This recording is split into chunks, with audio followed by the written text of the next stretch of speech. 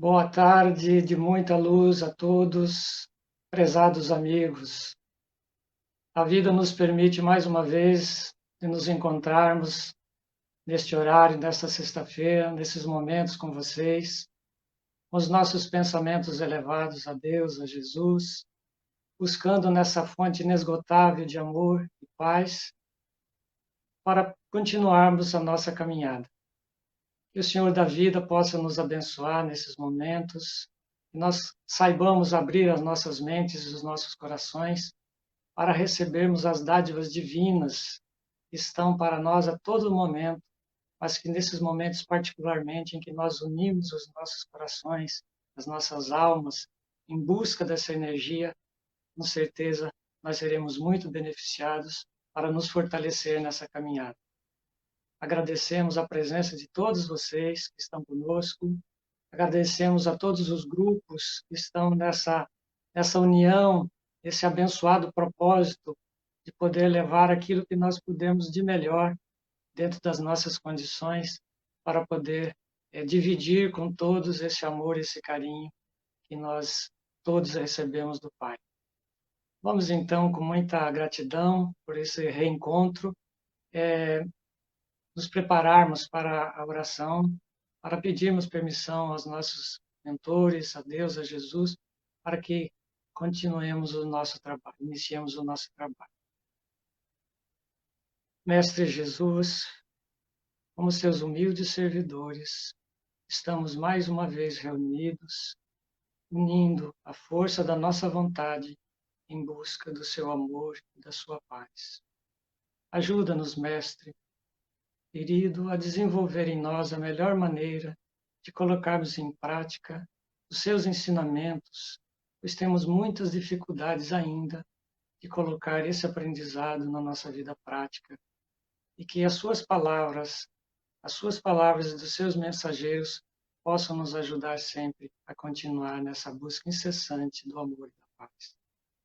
Esses momentos que estamos unidos de alma e coração, que possamos nos fortalecer na fé, na resignação, na vontade, para firmes continuarmos nesse propósito, nessa caminhada em busca do amor e da sabedoria.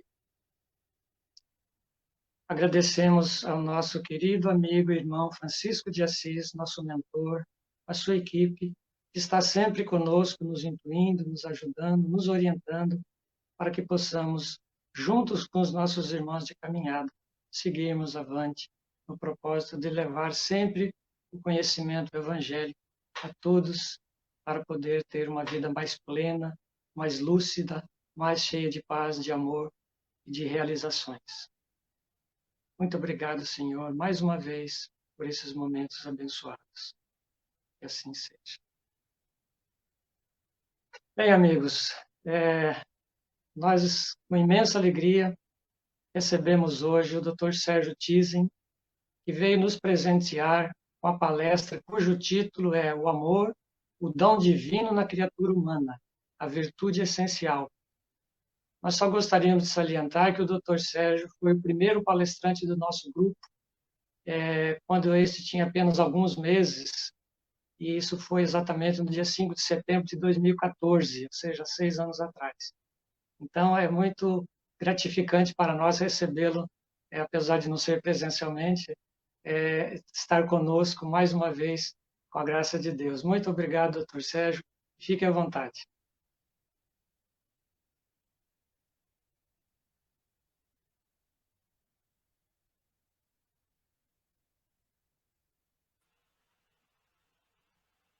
Muito boa É com o senhor, tarde, doutor Sérgio.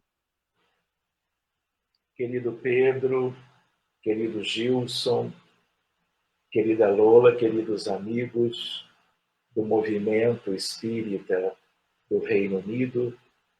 Nós estamos muito felizes em função deste reencontro. O Pedro lembrou agora a primeira vez que estivemos no Francisco de Assis, né? E alguns anos se passaram de lá para cá, e eu só tenho a agradecer a oportunidade de estarmos juntos realizando um estudo esta noite Eu estou aqui no Rio de Janeiro, meu nome é Sérgio Tizen, sou médico, clínico, cardiologista. Meus pais eram espíritas quando se conheceram, de tal maneira que eu fui tendo esta oportunidade de me familiarizar com os postulados espíritas desde criança, né? E, em função dos dois, tendo acesso a inúmeros livros espíritas que eu pude ir lendo, consultando, folheando ao longo de muitos anos, vamos dizer assim. Eu queria lembrar que o nosso tema hoje, que tem a ver, claro, com o sentimento essencial, eu diria, não apenas para a Terra, mas para o universo, né? Nós gostaríamos de lembrar que, em primeiro lugar, a Terra, ao que nós sabemos pelas obras da codificação kardeciana, é ainda um mundo chamado, considerado de provas e expiações. A espiritualidade, no Livro dos Espíritos, nos fala da hierarquia dos mundos e fala daquele que é o mundo primitivo, depois de provas e expiações, regeneração, mundos ditosos ou felizes, e lá adiante os mundos puros. De tal maneira que nós ainda, em termos da nossa humanidade, nós estamos relativamente atrasados no processo evolutivo. Tudo de mais importante ainda está por vir. E quando nós compreendemos a realidade da Terra, é o único mundo que nós conhecemos em detalhes, porque nós estamos aqui há muito tempo, não é verdade?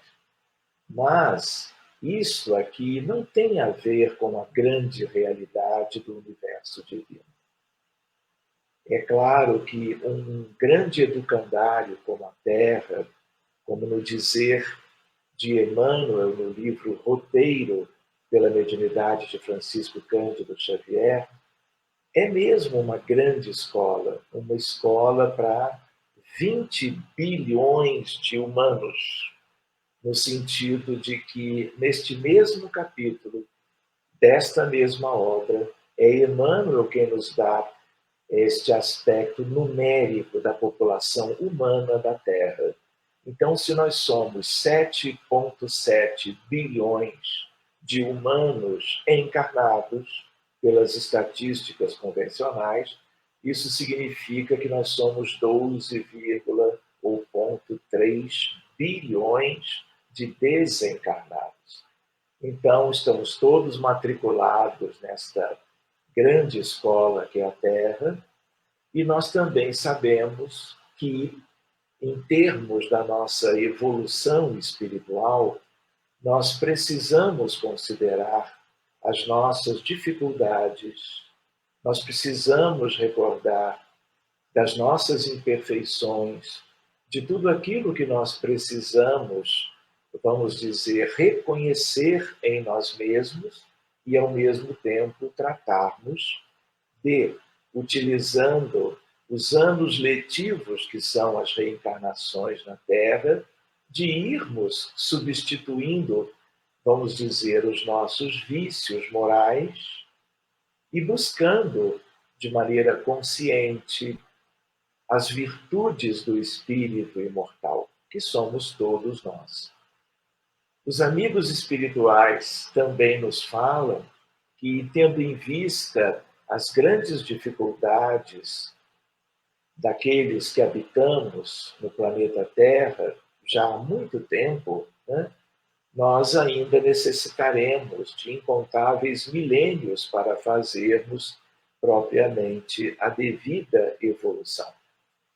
Nós, então, precisamos considerar que orgulho, egoísmo e vaidade, num aspecto talvez não tão grave quanto os primeiros dois, são aspectos que nós precisamos vencer para substituirmos essas nossas tendências pessoais em busca das realizações que nos esperam no grande futuro, para que possamos, então, como que guiarmos a nós mesmos no rumo da felicidade, na construção do homem de bem, que é algo que nós já podemos buscar gradativamente por agora, mas ainda precisando de muito progresso, de muita evolução.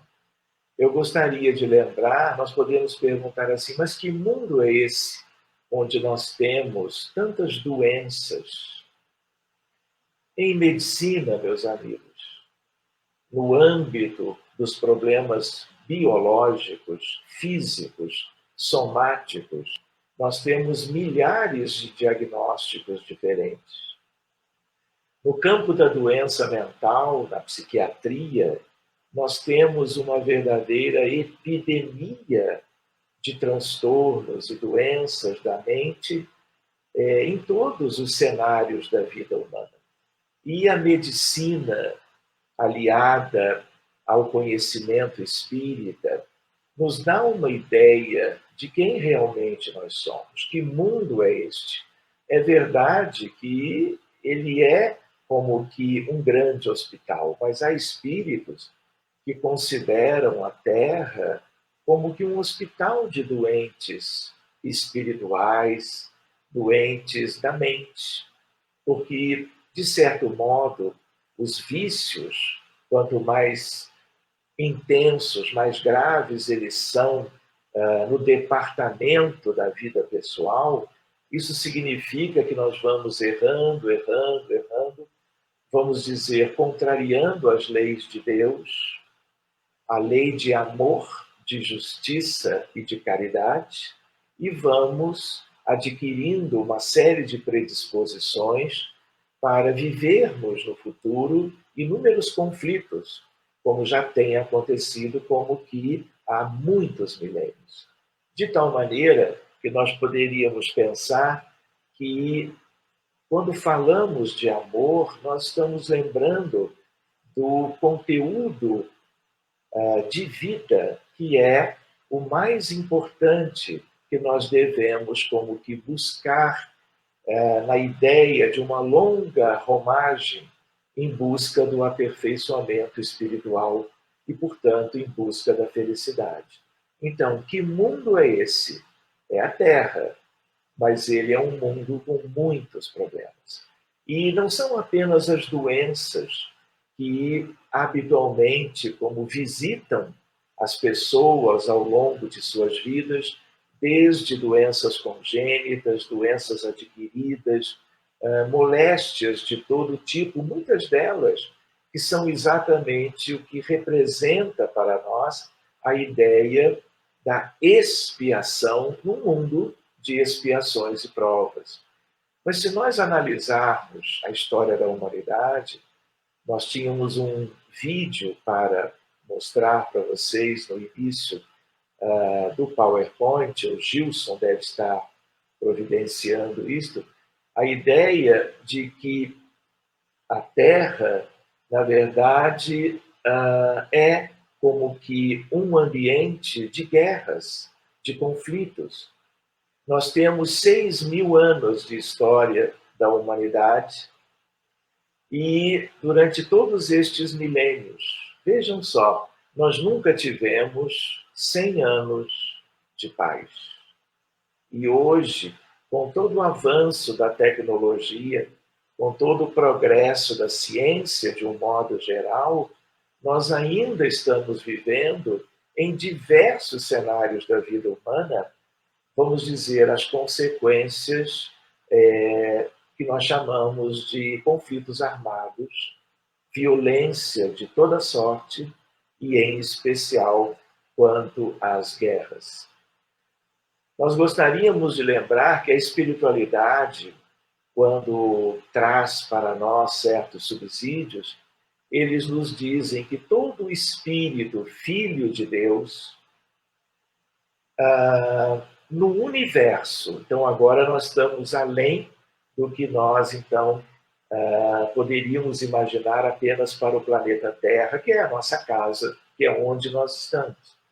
Então, a espiritualidade nos diz: todos os filhos de Deus, aqueles que alcançam a condição humana, o reino hominal, precisam evoluir em dois grandes aspectos.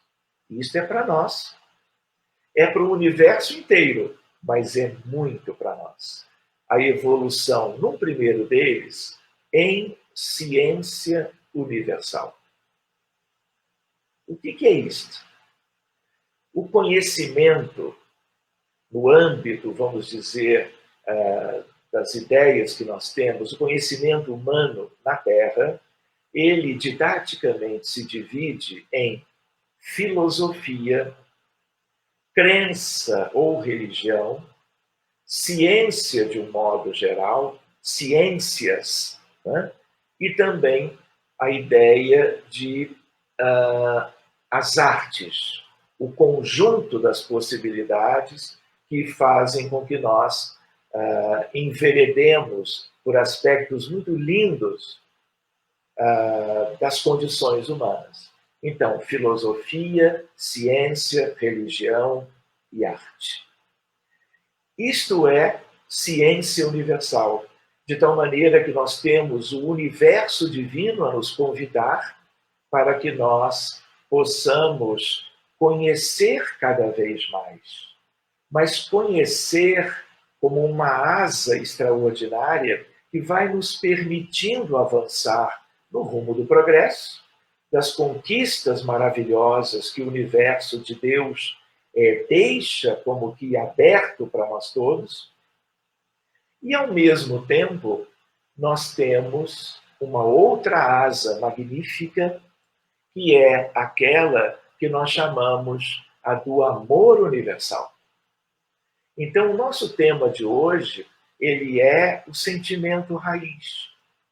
Ele é aquilo que, antes da condição humana, os animais, os seres vivos de todos os matizes, vão tendo como que vivências que são de formação. Mas na condição humana, nós estamos lidando com o amor essencial, e tanto a ciência universal como o amor, na verdade, nós vamos viver buscando estes dois imensos conteúdos da vida dos filhos de Deus, sem nunca alcançarmos, claro, e a condição da vida divina. Então, nós temos um convite maravilhoso ao progresso, e o Espiritismo nos ajuda a termos um pouco mais de ideia daquilo que nós precisamos realizar. Muito bem, nós gostaríamos de lembrar, então, que mundo é este, e lembrarmos também quem é que somos nós, em termos de o que ainda é a nossa realidade hoje na Terra, a realidade coletiva, não é? A nossa realidade íntima, pessoal, e nós todos estamos recebendo agora, com a nossa gradual espiritualização, essas noções simples de tudo aquilo que ainda nos resta. Eu gostaria de pedir ao Gilson se ele já pode utilizar a projeção, senão nós seguimos normalmente. Gilson. Sérgio, pode ir seguindo, que o PowerPoint tem um probleminha. Se eu conseguir resolver, eu coloco, tá bom? Tá bem, tudo bem. Uma outra ideia, então, dando seguimento, é a ideia de que quando nós estamos como que desencarnando, quando os espíritos humanos chegam do outro lado da vida, o sentimento mais observado pelos espíritos mais adiantados quanto aos recém-chegados chama-se arrependimento. Então, agora, nós precisamos nos deter naquilo que é a nossa realidade terrena, né? Então, como dizíamos antes, o mundo espiritual, ele é um mundo, do ponto de vista numérico, com um contingente ainda maior, quase o dobro do que nós temos do lado de cá, onde nós todos estamos agora. Então, o arrependimento é muito a ideia de que quando nos libertamos da vestimenta física, nós temos uma imediata ou mediata noção da realidade, já no mundo dos espíritos, que habitualmente nós não despertamos para isto quando estamos do lado de cá. Em parte até pelas limitações que o corpo físico, o cérebro humano, biológico, que é uma estrutura maravilhosa, mas ainda assim é como uma gaiola, né, a reter o pássaro, que é o espírito livre. Quando nós estamos já sem a condição desta prisão do corpo, nós temos uma ideia melhor do quanto ainda nos falta de evolução espiritual. Vamos tendo uma ideia de quem somos. Vamos tendo uma ideia da vida que acabamos de concluir agora, em mais uma reencarnação que terminou. Vamos olhando para o grande cenário à nossa volta, vamos reencontrando aqueles a quem nós devemos muito, porque nos ajudaram em todas as épocas da nossa vida humana. Vamos nos lembrando e às vezes até encontrando aqueles com quem nos relacionamos de algum modo em vínculos que não foram os melhores do ponto de vista das atitudes, do ponto de vista das escolhas, do ponto de vista, vamos dizer, das consequências destes vínculos. Então, aos poucos vai acontecendo uma ideia de arrependimento. E um sentimento muito importante é a questão do tempo perdido. É a ideia do que nós tínhamos feito ou escolhido de fazermos durante a última encarnação. E alguns até, logo a seguir, começam a recordar-se de aspectos ainda mais antigos de outras vidas. Então, este é uma espécie também, nós podemos pensar assim, de um renascimento. Quando nós estamos aqui na matéria, nós pensamos no renascimento, na reencarnação, na volta para o mundo físico. Mas esta volta é uma crise, de certo modo. Claro que ela é planejada, ela é favorável à nossa evolução sempre, mas é como que uma crise. De tal maneira que a outra é quando nós nos libertamos e começamos a perceber melhor quem somos e, ao mesmo tempo, a termos uma ideia, por assim dizer, do que foram as nossas últimas existências, e a sensação é muito, vamos dizer, de arrependimento. E aí o que acontece? Gradativamente, nós vamos viver, uma vez chegados no mundo espiritual, em departamentos diferentes. Porque quando nós estamos encarnados, nós estamos todos na superfície, na crosta do planeta, inevitavelmente. Quando nós estamos desencarnados, e muitas vezes quando nós estamos também dormindo, adormecendo e vivendo o período noturno em geral, nós estamos em algum lugar do mundo espiritual. E o mundo espiritual não é um mundo de aglomeração. Os espíritos se dividem em esferas de vida de acordo com as suas naturezas, de acordo com as suas virtudes, de acordo com as suas características psíquicas, morais e espirituais. Então, nós temos um umbral inferior sobre o qual nós aprendemos no livro Nosso Lar, com André Luiz e Francisco Cândido Xavier. Nós temos esferas ainda mais difíceis. Lísias, por exemplo, André pergunta a Lísias, o que são as trevas? E Lísias responde. É um lugar de uma natureza, de um um contingente de bilhões de humanos que vivem uma condição ainda mais restritiva e infeliz, tanto quanto para o alto nós temos esfera de arte, cultura e ciência, de amor fraterno universal e assim por diante, sempre cada vez mais elevadas em relação à crosta do planeta. Então, ao mesmo tempo que nós vamos nos como que constatando a nossa verdadeira condição, porque muitas vezes nós achamos que somos quem nós ainda não somos. Nós nos iludimos um pouco, às vezes muito. E vamos vivendo a vida, escolhendo as circunstâncias, né? Agindo e reagindo, né?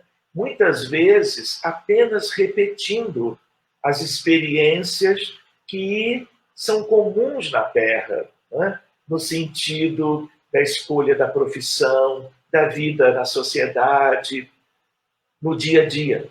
E muitas vezes, apesar de nós considerarmos que tudo é divino e está a nosso favor, a favor dos empreendimentos humanos, no sentido da evolução incessante do espírito imortal, ainda assim, no uso do livre-arbítrio, nós nos equivocamos muito ainda. E aí nós nos afastamos daquela que é como que a programação reencarnatória. Porque o mundo material é um mundo de ilusões, é um mundo sedutor, é um mundo que apela para aspectos que não são propriamente das virtudes possíveis que devemos contemplar as nossas almas ao longo do processo evolutivo. E aí, por isso, a ideia do arrependimento.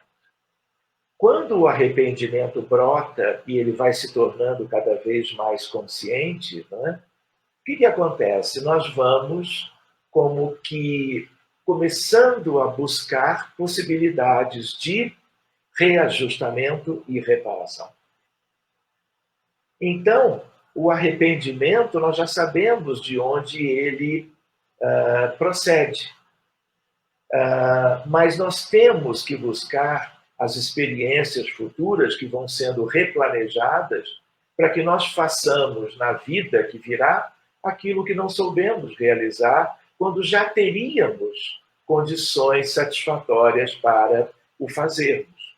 E o amor, de certo modo, tem a ver com isso tudo. Nós sabemos que a felicidade também ainda não é deste mundo. Mas a felicidade autêntica, definitiva, a níveis que possa contemplar toda a realidade pessoal e, por assim dizer, por extensão, a toda a realidade à nossa volta, ainda assim nós vamos vendo que nós precisamos trabalhar essas questões. A espiritualidade nos mostra que o amar e o servir caminham juntos. De tal maneira que nós temos inúmeras possibilidades de exercermos a virtude do amor, que é a virtude matriz, é a virtude que é a mãe de todas as outras. Nós podemos estudar através de psiquiatras, filósofos, não espíritas, como dividir os amores em tipos diferentes. Mas essa divisão é uma divisão, vamos dizer assim, da nossa realidade. Ainda a partir de autores ou livres pensadores que fazem parte do mesmo mundo e ainda têm as mesmas limitações. Mas a ideia é de que há tipos diferentes de amor. Todos eles são importantes. Todos eles se mesclam na grande condição de buscarmos as nossas realizações espirituais no plano físico. De tal sorte que há uma ideia de um amor que é um amor que se assemelha ao amor divino, que é o amor ágape.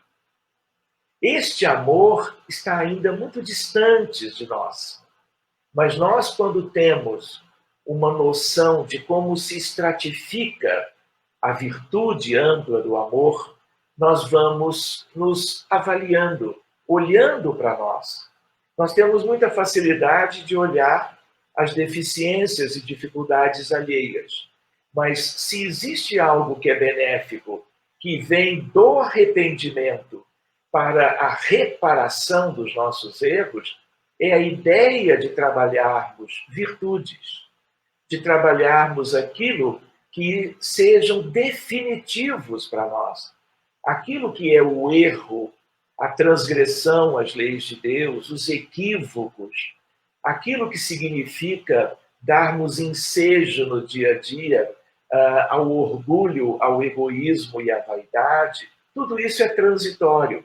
É transitório, mas, por sua vez, gera muito sofrimento para os outros que estão partilhando da vida comum, né? E envolvidos conosco no processo redentor humano, mas, ao mesmo tempo, quando nós pensamos em termos de solidariedade, de fraternidade, de caridade desinteressada, de empatia, de compaixão, de humildade, nós temos, entre estas lembranças e outras, a ideia de um leque em que a raiz, a base de sustentação, é o amor. É o amor divino em nós. Nós não podemos esquecer que a semente do carvalho, que é uma semente divina nos moldes do estudo do Evangelho de Jesus, ela está em todos os filhos de Deus. Estamos nos referindo àqueles já na condição humana. Então, nós temos um núcleo central, saudável, divino em todos nós.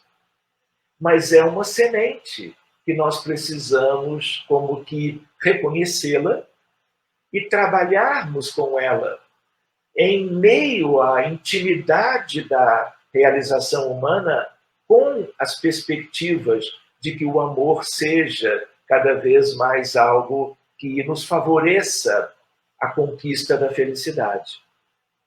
Então, todas essas possibilidades humanas, elas são a nossa riqueza, o nosso tesouro. Então, quando nós pensamos em caridade, humildade, quando nós pensamos em solidariedade, fraternidade, empatia, nós precisamos reconhecer o norte da bússola. A ideia de que este amor, que é a base de sustentação, a substância divina do universo, e que também está em cada criatura, das pequenininhas, das estruturas mínimas que contém a vida, até a angelitude. Por isso a ideia com Kardec, a ideia com outros autores, a evolução do espírito do átomo ao anjo. Essa é uma outra possibilidade de estudo para nós um pouco mais adiante. Então, nós precisamos aproveitar as circunstâncias para despertos para esta espécie de convite que a vida à nossa volta nos proporciona. Nós estamos vivendo um período bem delicado da nossa história. Mas, é claro, ele é o período atual. Então, a pandemia pelo novo coronavírus, em função das desencarnações que se multiplicam em todos os países da Terra, as questões ligadas ao sofrimento, aos desafios na área da saúde, na área, vamos dizer, de governo, né? Um vírus que vem como que modificando as circunstâncias da própria realidade como um todo, né? Ao contrário de outras questões de saúde pública gravíssimas que a Terra já teve, como a peste bubônica na Europa, como a chamada gripe espanhola, a questão de um século atrás, hoje é algo um pouco diferente, mas que vem, por outro lado, ensejando inúmeras possibilidades de desenvolvimento das habilidades afetivas, emocionais, no campo do amor fraterno universal. E aquela ideia do amar e do servir. Não é? Se nós não aproveitarmos estes tempos de reflexão, de interiorização, estes tempos de isolamento social, de quarentena, de lockdown, para estarmos mais em casa, podermos com mais tempo examinarmos a nós mesmos, vivermos em família com uma qualidade melhor, em função de que agora não temos que correr tanto para as atividades do trabalho fora de casa, no dia a dia, né? Vivendo como que certos cansaços naturais da experiência árdua de um contingente imenso de pessoas que são nossos irmãos e irmãs, nós nos lembramos quantas coisas, em nome deste amor, a virtude essencial da criatura humana, e é a mesma não apenas da criatura humana no planeta Terra, mas no sentido de tudo aquilo que é do universo.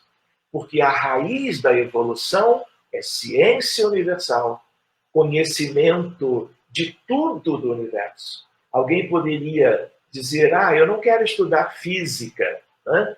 Física quântica, mecânica quântica, teoria da relatividade. Um dia vai ser muito simples estudar isso tudo. Hoje em dia nós temos livros infantis, livros de historinhas para as crianças, como que introduzindo para elas, aos 3, 4, 5, 6 anos de idade, noções de física moderna, para que isso depois, claro, vá numa perspectiva de crescimento. Porque estudar o universo é algo que o universo nos convida. E há um despertar para isto, mas em paralelo. E isto pode ser ou na frente, ou ao lado, ou um pouco mais atrás, a ideia da virtude essencial, que é o desenvolvimento das virtudes que todos os filhos de Deus têm todas as possibilidades de desenvolvimento. Então, reparem, Emmanuel, no livro Pensamento e Vida, ele tem um capítulo que se chama Humildade. Emmanuel ali ensina que o orgulho, que é a antítese, claro, da humildade, é algo que faz parte da nossa condição há muito tempo. E aos poucos nós temos que nos desvencilhar disso. E a maneira é buscarmos a humildade legítima. Não a humildade como um rótulo de algo, vamos dizer assim, apenas de uma palavra que traduz toda uma beleza como uma virtude linda do espírito imortal. Mas a ideia de que o orgulho não só nos faz agir contra as leis de Deus, as leis mais essenciais, mas ao mesmo tempo, por isso mesmo, vem gerando todos os infortúnios, os aparentes e os ocultos. E vem gerando sofrimento para todos, e por isso mesmo para nós mesmos. Então, ele explica que o orgulho milenar gera, muitas vezes, como que modificações do perispírito, como que esgarçamento perispiritual, enquistamentos perispirituais.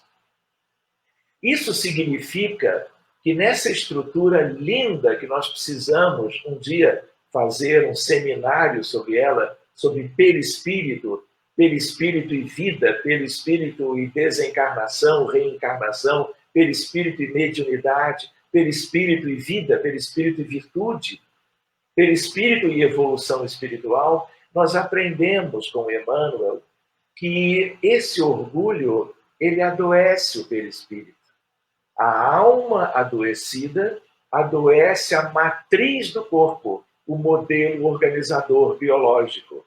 E quando nós renascemos, são essas alterações que podem levar a uma divisão celular anômala e daqui a pouco, meses, nós temos um tumor, uma neoplasia, um câncer. Como nós podemos ter o diabetes mellitus, que é uma epidemia no mundo? Nós podemos ter a hipertensão arterial, nós podemos ter a depressão, nós podemos ter inúmeros problemas que são estes milhares de diagnósticos que nós temos neste mundo, que é um mundo de muitas imperfeições. O mundo tem muitas imperfeições porque nós somos distantes da essência da vida, que é o amor universal. Então, os livros espíritas, a nosso benefício, porque nós somos os aprendizes do bem e da virtude. Nós somos os espíritos meio que na retaguarda da evolução.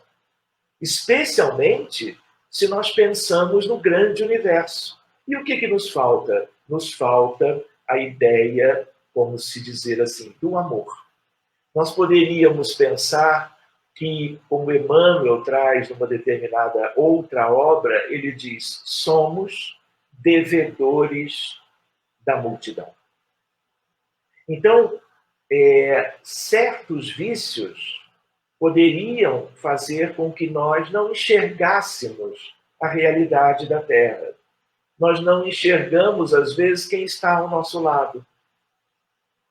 No sentido de que, muitas vezes, no âmbito da própria família, nós estamos podendo, como que, ferir, agindo com impropriedade, criando dificuldades naquele que é o cenário que devia ser o mais lindo, porque mais próximo de nossos esforços na direção do bem.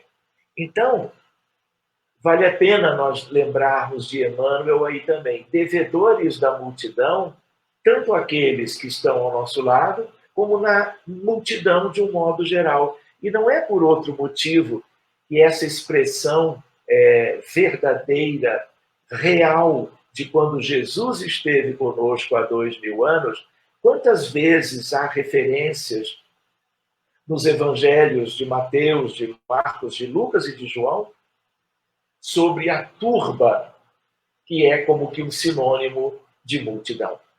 Quantas vezes Jesus, não é, com os apóstolos e os discípulos, perambulava, andava, peregrinava pelos caminhos empoeirados das diversas regiões do Oriente, buscando a multidão. Porque ali nós tínhamos um grande número de pessoas e ela, multidão, representa a humanidade.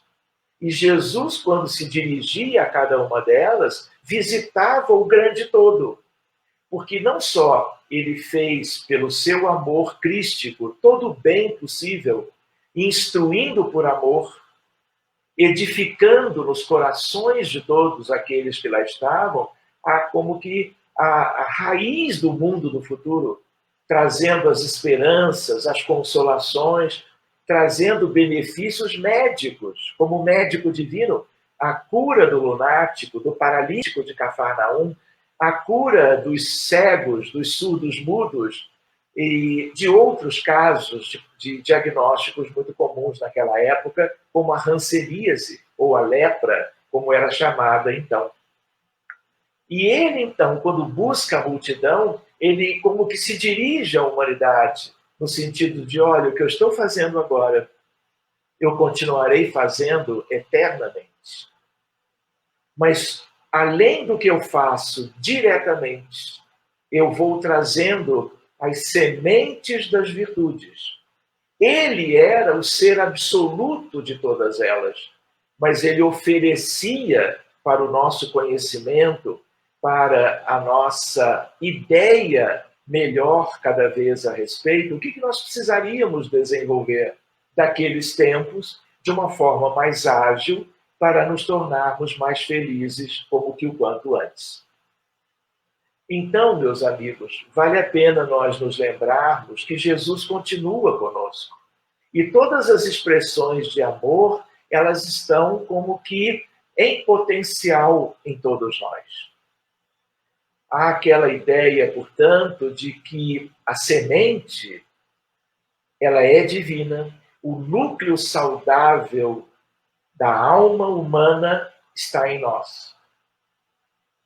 Nós só precisamos de dilatar o entendimento, expandir as nossas consciências e termos uma espécie de coragem, uma espécie de determinação, uma ideia de, a par da noção, o que nós estamos fazendo aqui, que nem todos no mundo já como que examinam para si, mas a ideia do maior empreendimento da natureza humana, que é sermos cada vez mais emancipados das virtudes de um modo geral e aquela que está na raiz de todas as outras, que é, na verdade, o amor. Então, nestes tempos de pandemia, quantas pessoas estão deixando de trabalhar naquilo que faziam? Quantas pessoas estão com dificuldades de alimentação, de moradia, dificuldades de sustento das suas condições familiares? Claro que isso varia muito de país para país, né? Mas aqui mesmo no Brasil, nós vivemos um panorama de grandes dificuldades. E, a par disso, inúmeros grupos de pessoas vão se formando para reunirem elementos que ajudem as famílias a viverem estes tempos de pandemia com menos prejuízos, com um pouco mais de conforto material. Mas não só, quantos e quantos profissionais de saúde, quantos e quantos médicos, enfermeiros, atendentes, técnicos, quantas pessoas ligadas à limpeza urbana, ligados à limpeza dos hospitais, aqueles que cozinham para a confecção do alimento para os pacientes, pacientes de enfermarias, de emergências, de terapias intensivas. Ou seja, a dificuldade destes tempos, e, na verdade, a dificuldade de todos os tempos, sempre serviu como uma espécie de elemento motivador para que, daquele núcleo central da alma humana, nós pudéssemos desenvolver este amor fraterno, que é, vamos dizer, o elemento que desenvolverá outras espécies de amores ainda mais amplos, ainda mais definitivos e universais. Nós nos lembramos também que a esfera mais alta de vida espiritual no planeta Terra, aquela que é o envoltório mais externo, e que, apesar de fisicamente mais distante da crosta, porque é uma esfera muito alta, ela é a esfera dos anjos, a esfera dos espíritos superiores, e ela tem uma potência extraordinária. Os seres que ali vivem nem quase que ficam ali, porque por amor descem para nos ajudar nas nossas necessidades primeiras, nas nossas questões fundamentais, porque somos uma humanidade ainda com muitas questões para resolvermos no dia a dia. Tanto quanto eles descem para ajudar as profundezas do mundo espiritual, onde há mais rebeldia, onde há mais insatisfação, onde há mais contrariedade às leis de Deus. Então, este grande envoltório, ele é a grande sustentação moral da Terra.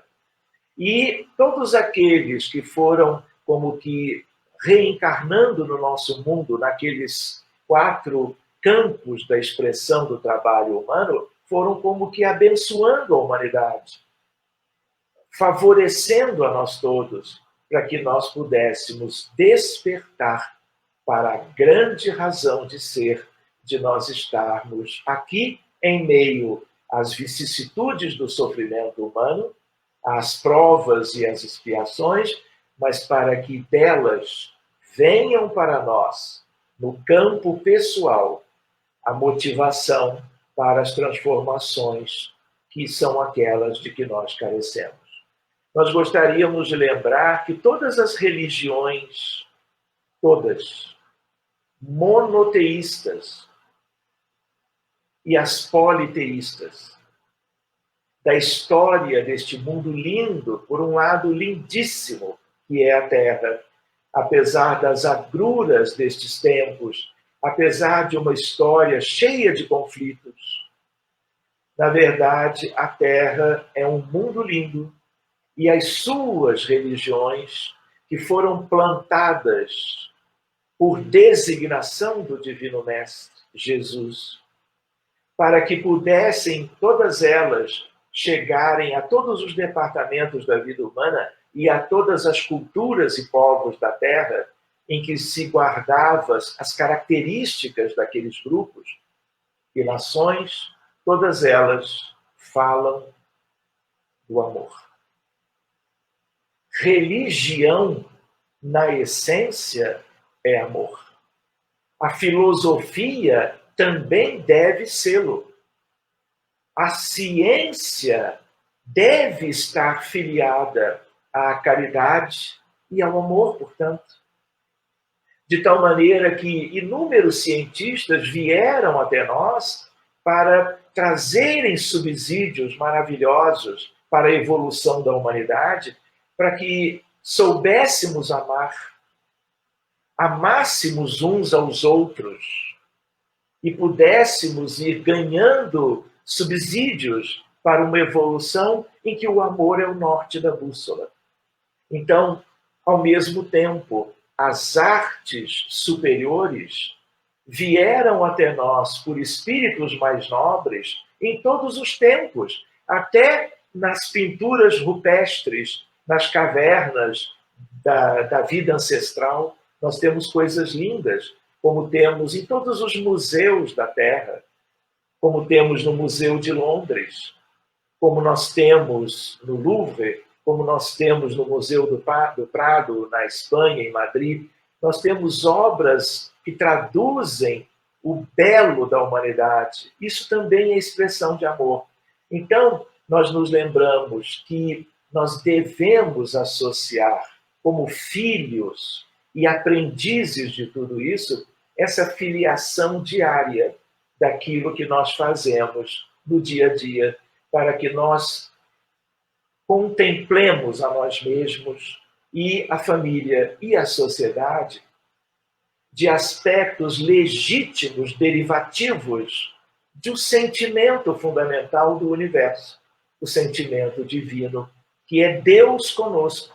Quando nós trabalhamos a ideia do Cristo interno em psicologia, em medicina, nós estamos como que lembrando de que o amor é a virtude essencial, é o dom divino em todos nós.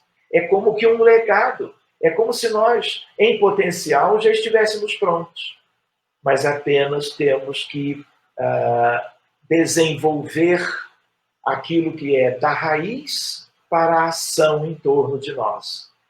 Do pequeno envoltório, é uma espécie de enlightenment, a ideia de irmos nos abastecendo desta virtude, mas ao mesmo tempo, solidariamente. Mesmo que modestamente, já que somos pequeninos ainda, irmos contemplando tudo à nossa volta. Nós gostaríamos de lembrar que, por exemplo, hoje em medicina, que é a nossa área de trabalho, nós estamos vivendo um paradigma novo. Até hoje, o paradigma antigo também nos serve muito bem, que é um paradigma materialista, mecanicista, cartesiano, que só admite o corpo físico. De um tempo para cá, e eu diria com muita naturalidade, da doutrina espírita para cá, 163 anos, um pouco mais de um século e meio, nós estamos vendo, né, na codificação, nós estamos vendo nos livros da revista espírita, os grandes autores espirituais nos falando sobre esta fronteira entre o amor e a vida, entre o amor e a medicina, entre a espiritualidade e a medicina em si. De tal maneira que na beira do leito hoje, vejam só, nós podemos trabalhar a oração, a prece intercessória, a nível da beira do leito, a nível da terapia intensiva, do consultório, não só de médicos, mas de qualquer outro profissional de saúde.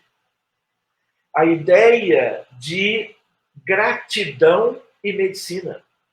Se nós somos gratos no dia a dia, se no final de cada dia, isso é uma prescrição médica, nós colocamos 3 lembranças daquele dia em que nós somos gratos a alguém, de dentro de casa, da vizinhança, do ambiente de trabalho, dentro do centro espírita. Somos gratos a uma instituição, lembramos de um socorro que nos chegou a tempo, recordamos da figura sublime de Jesus, não é? E nos colocamos em gratidão a Ele e a Deus, o nosso cérebro se modifica. E há uma liberação de hormônios, de uma neuroquímica que contempla toda a realidade do mundo celular. É como se houvesse um amor químico a partir da gratidão, que também é gesto de amor. De tal maneira que medicina preventiva também tem a ver com a ideia da gratidão. Então, reparem, a prece, a oração, portanto, a gratidão, a meditação, o trabalho de caridade, a doação, não a doação de elementos materiais, mas uma doação de energia, uma doação de algo que vem de dentro, uma doação do seu tempo, da sua disponibilidade, em que você deixa algo que aparentemente seria para o uso daquele tempo para si e você dedica a outrem, você está, ao mesmo tempo em que você dedica ao outro, você está cuidando de si. Você adoecerá menos, você terá menos problemas dos muitos problemas que são tão típicos do planeta Terra em todas as épocas e muito nos tempos vigentes que temos, portanto, agora. Então, reparem, nós gostaríamos de lembrar que quando falamos a respeito do amor, nós estamos nos despertando para isso. Temos um longo caminho pela frente, em que nós vamos trazendo o amor para as realizações. De tal maneira que é como um convite divino. Então, quando nós, por exemplo, falamos no Evangelho à luz do Espiritismo, focalizando mesmo a obra, o Evangelho segundo o Espiritismo, as obras de Emmanuel, tão lindas pela mediunidade extraordinária, sagrada de Francisco Cândido Xavier, em termos daqueles títulos que nos abastecem da filosofia espírita em nome do amor, tudo isso nos ajuda, tudo isso nos favorece. De tal maneira que nós estamos a caminho de um progresso. Evangelho não é liturgia, como estávamos em outros tempos diante de altares, de templos os mais diversos da nossa própria história, né? De vidas anteriores. Evangelho de Jesus, claro que não apenas conhecido, a sua natureza literária, poética, inclusive, né? Mas exercido, trazido para dentro. Não adianta nós estarmos no trabalho público doutrinário na casa espírita, claro que adianta, mas o que eu quis dizer é que, aos poucos, o convite que deve ser como que atendido da espiritualidade é que nós possamos interiorizar tudo aquilo que vamos aprendendo na literatura espiritista de um modo geral e no Evangelho em particular, porque é ele que mais nos fala sobre o amor. Então, tudo isto é no sentido, vamos dizer assim, para nós. Evangelho não é liturgia, como em outros templos da nossa história. O cultivo das verdades lindas ali contidas, e especialmente quando nós somos capazes de vivermos a vida naqueles moldes, mesmo ainda como meros aprendizes, nós estamos como que acordando em nós o anjo que dorme. Então, nós estamos lembrando alguns aspectos para que nós sigamos no nosso estudo. Eu não olhei o relógio ainda, mas creio que eu podia interromper por agora para que tenhamos uns minutos de oportunidade para perguntas, questões, observações dos amigos presentes em torno deste tema ou de qualquer tema, vamos dizer, que nos possa ser vinculado a este do estudo de hoje. Desde logo, eu queria agradecer imensamente, queria agradecer a Elza Rossi, porque eu a vi entrando, e queria lembrar da Janet Duncan, que aniversariou há pouco, amigos queridos do movimento espírita do Reino Unido, a quem muito somos gratos e, de certo modo, muito honrados de tê-los como amigos queridos.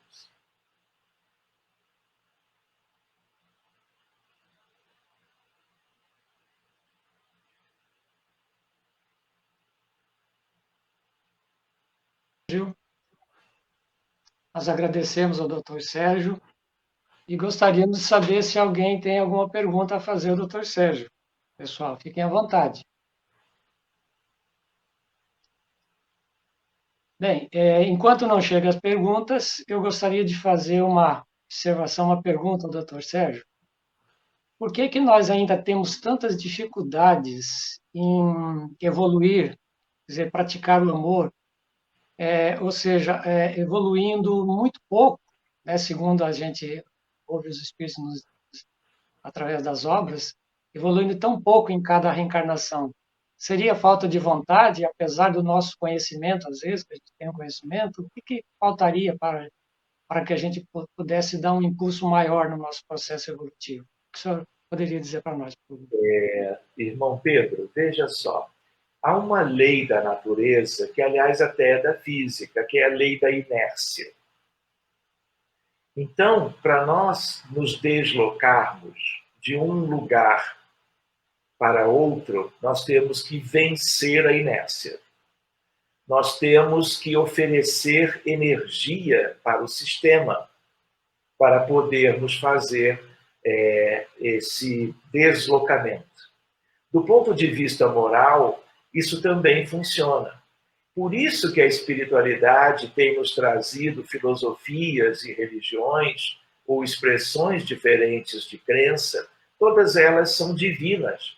Nós é que nos atrapalhamos um pouco na nossa história humana, não é? E humanizamos as religiões, adulterando as expressões de crença e de fé. E com isso também gerando dificuldades para nós e para todos, que foram como que se assenhorando delas ao longo do tempo, já desvirtuadas. Mas nós, em primeiro lugar, nós, quando reencarnamos, nós nos colocamos numa gaiola. E a gaiola é uma ideia da prisão do corpo, é um limitante. Porque nós deixamos a grande amplidão da vida espiritual e temos que nos apertar na gaiola do cérebro humano e do restante, claro, do conjunto do corpo. E aí nós perdemos muitas noções a respeito da vida que nós até já tínhamos tido razoavelmente antes, e, de novo, na última erraticidade, no último período de erraticidade, nós também ficamos mais cientes. Por isso que a espiritualidade diz que morrer não tem problema, porque morrer, desencarnar, é voltar para casa. A crise da morte, ela é mais simples do que, vejam só, a crise da vida, que nós temos que voltar para essas limitações todas, para, em meio a elas, sermos capazes de fazermos o processo evolutivo que nos cabe naquela etapa. Então, tem uma outra questão fora a prisão do corpo. É que, a par das religiões, filosofias, ciências e artes, nós nos deixamos seduzir pela matéria. Nós nos deixamos iludir por valores limitados da condição humana, quando encarnados. E somos ainda muito suscetíveis a estas coisas sedutoras, como dizíamos antes, do dia a dia. Então, é como se nós tivéssemos que realmente fazer um esforço muito grande para vencer isso tudo. E ainda tem uma outra questão a ser vencida, que é muito típica, Pedro, dos mundos de provas e expiações, como é a Terra. A grande escola, o grande educandário, mas também o grande hospital. Que é o mundo espiritual que é contrário a Jesus. Há um número muito grande de espíritos rebeldes que se demoram no planeta. Muitos deles vieram de Sírios, era a escória de lá, foram para a Capela. Muitos milênios depois, o que se resumiu do que não podia permanecer em Capela foi trazido para cá. Então, hoje a Terra também é um mundo de espíritos andrajosos, rebeldes. Quando eles reencarnam, geram todo tipo de problemas humanos, especialmente as guerras. Guerras são sempre aspectos desencadeadas por espíritos inferiores. Sempre. E a outra ideia, a ideia da dependência química, a ideia dos transtornos mentais, a ideia das fraquezas humanas, tudo isso é alimentado por componentes da vida humana num mundo atrasado que são das esferas inferiores de vida. Por isso que André Luiz vai comentando conosco sobre o que é umbral médio, umbral inferior, regiões de trevas, regiões abissais. Porque ainda na Terra nós temos como que inimigos ocultos. Alguns, Pedro, são inimigos em geral do progresso.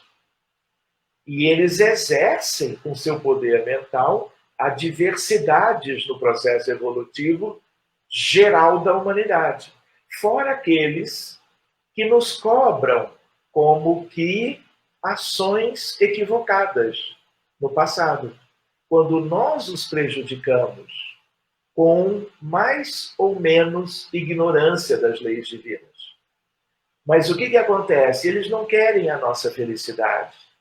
Eles não sabem trabalhar isso um pouquinho melhor ainda, mas eles também são merecedores de todo o progresso, de todo o amor, porque o nosso tema de hoje é a raiz da evolução da humanidade. E esse amor, ele é para ser a realidade tanto do lado de cá, muito especialmente, tanto quanto, vamos dizer, da realidade no mundo espiritual, que é igual a isso aqui. Tanto é que todas as dificuldades que nós temos na matéria existem igualmente no mundo espiritual. Você poderia dizer, existe conflito, existe guerra do outro lado? Existe.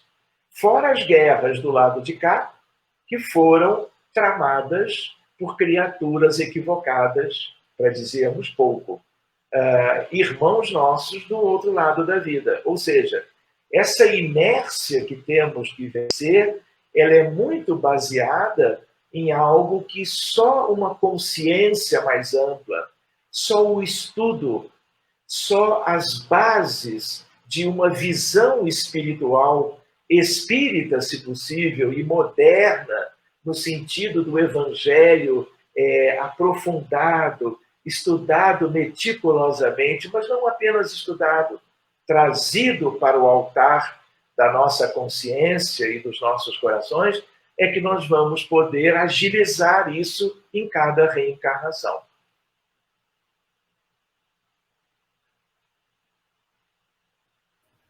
Eu estou vendo uma pergunta, posso tentar respondê-la? Sérgio, por favor, faça a leitura da pergunta e procure responder, por gentileza. Tá bem. Diante de um momento tão complexo, ver a falta de empatia dos seres humanos em prezar pela vida do próximo é tão complicado. Como lidar com quem não dá a devida importância às vidas humanas e a falta de amor ao próximo? Lourdes, essa é uma questão triste, mas é ainda da nossa realidade. E isso que você colocou, isso é experimentado no âmbito da vida familiar, às vezes. Lembrando que a célula viva da sociedade é a família. A família pode ser mais ou menos numerosa, mas ela é a grande estrutura.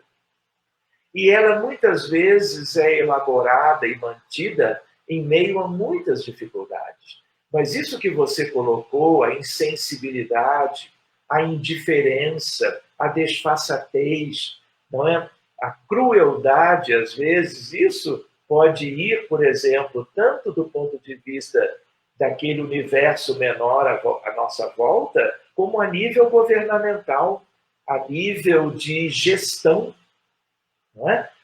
Porque tudo depende do embasamento moral de quem tem responsabilidades menores, medianas ou maiores. E dependendo, vamos dizer, destes aspectos que você trouxe e o grau de responsabilidade daquele que tem a ver com essa questão, o prejuízo é imenso. Por isso que cada vez mais nós vamos entendendo o que é um mundo de provas e expiações como a Terra.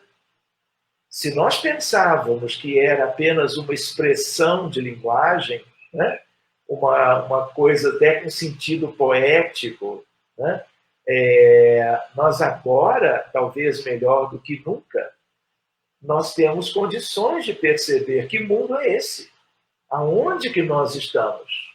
Estamos no melhor lugar para cada um de nós, sempre foi assim, e é ainda e será sempre. Mas a ideia qual é? Quantos estímulos ao bem, por outro lado?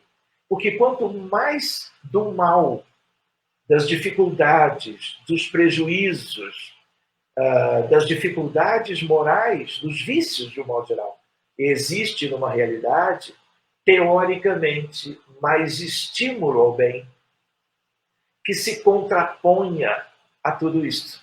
E, ao mesmo tempo, não apenas estímulo, mas motivação para se fazer. Porque uma coisa é a ideia filosófica disto ou daquilo.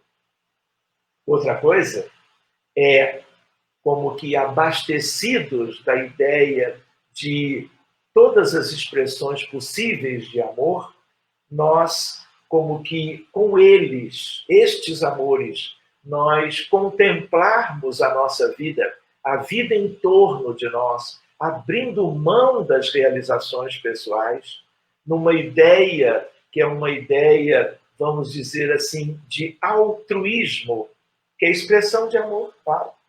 Nós estarmos abandonando interesses menores, diretos, pessoais, para pensarmos as necessidades do mundo.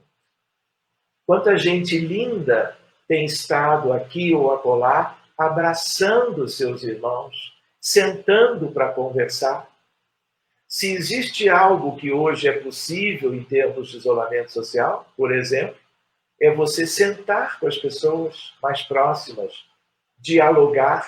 Antes se alegava que não havia tempo, agora temos. Olhar nos olhos,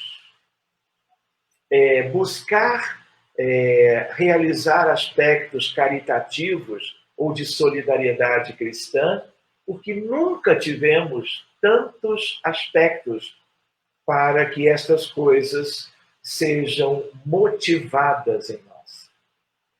Muito bem. temos aí grandes desafios ainda. Lembrando que a vida é eterna, não desanimemos. Tudo isso hoje é como que mais um ano letivo, novos aprendizados e aprendizados próprios desses tempos, mas com uma finalidade: aprendermos a amar e a servir. Lembrando de Emmanuel, somos devedores da multidão.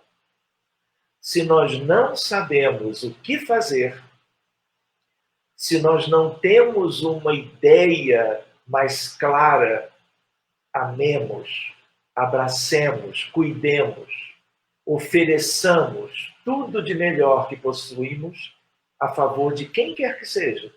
E, com certeza, a providência divina, olhando tudo, estará trazendo para perto de nós, para que não tenhamos que ir muito longe fisicamente, mas que saibamos sentir as necessidades do próximo e procurando supri-las, tanto do ponto de vista material, como muito do ponto de vista emocional, afetivo, espiritual. Nunca tivemos um mundo com tantas carências. Por isso que vocês me fizeram lembrar, há uma expressão que é do Apocalipse de João, quando há uma menção no sentido, olha, haverá um tempo em que as coisas serão de tal modo que tudo será permitido, de tal maneira que os ímpios sujem-se mais, os dignos dignifiquem-se mais e os santos santifiquem-se mais. Isso é Jesus, nos alertando que viria um tempo, muito tempo depois dele e do tempo de João, o apóstolo, na ilha de Patmos, exilado na Grécia, escrevendo o Apocalipse, depois de ver Jesus e o centurião o visitando na ilha, a ideia de que esta previsão nós já estamos vivendo. De tal maneira que quem quiser viver distante do bem e do amor, viva. Assuma as consequências depois. Mas a época será tal como agora, que é tanta necessidade, tanta carência, que mesmo aqueles que nem se habituaram muito a olhar para o próximo, ou a ter um olhar de simpatia, empatia e compaixão, agora praticamente quase que não tem escolha, porque as coisas são muito afloradas, muito evidentes. Juliana Felipe, ela tinha escrito qualquer coisa e agora fugiu da minha tela. Gilson, pode pôr de novo?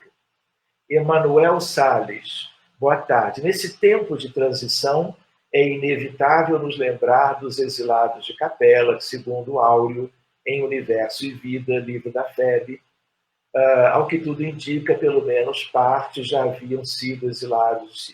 O que acontece nestes casos a um espírito exilado, embora os atributos avançados, seria exatamente a atrofia no campo do amor, e talvez por isso Jesus tenha sintetizado toda a sua mensagem no amar a Deus sobre todas as coisas e ao próximo. Os que vieram de Capela para cá eram os rebeldes naquela altura. E a rebeldia continua. Muitos, como Emmanuel nos ensinou no livro A Caminho da Luz, ficaram aqui uma ou duas reencarnações e puderam voltar para a Capela seguindo adiante, com a humanidade de Capela à qual eles todos pertenciam. Mas muitos ficaram e estão aqui até hoje. Então, nós reparamos que isso tudo é lento e gradual, não é? Então, aqueles que vieram de Capela e souberam expandir a qualidade, a virtude do amor, já não estão mais aqui. Demoram-se na Terra, tanto os discílios de capela, ou de onde seja, pouco importa, já agora como que afinizados com a grande população terrena, estarão nos mesmos bancos escolares da escola da evolução moral, como qualquer um que sempre foi da Terra. De tal maneira que é como se, quando nós estamos todos juntos num determinado orbe, vamos dizer, nós ficamos muito semelhantes uns aos outros, porque as nossas necessidades, como que são exatamente as mesmas. Muito bem. Os nossos amigos estão sugerindo, e eu vou repetir para ajudar, que vocês separem um copo de água, porque ela, provavelmente, na prece de encerramento, ela vai ser fluidificada para o nosso benefício, e eu aqui vou fazer igual. Eu queria pedir licença aos amigos, a você, Pedro, porque eu me lembrei agora com a história da água, todos os dias. Isso começou há 3 anos atrás, quando eu tive uma espécie de uma intuição de criar um grupo fechado no Facebook, um grupo de alguns amigos, conhecidos, espíritas, em torno da proposta da oração. E éramos um grupo pequeno aqui do Brasil e mais algumas pessoas muito queridas de Portugal, especificamente da Serra da Lousã, perto de Coimbra, em Portugal. E éramos 6 ou 7 pessoas. Todos os domingos nós orávamos, às 6 da tarde. O grupo foi crescendo nestes 3 anos. E quando a pandemia começou, e nós fomos vendo a tragédia, nós fomos vendo o número de desencarnações, nós fomos vendo as expressões de sofrimento, o luto de um número cada vez maior de famílias no mundo todo, me veio uma outra ideia de, em vez de fazer a prece só aos domingos, fazê-la todos os dias no horário do Brasil ou de Brasília, às 5 da tarde. E é o que nós temos feito. De lá para cá, o grupo foi crescendo, porque são muitos os amigos, conhecidos, amigos de amigos, e a coisa foi se ampliando.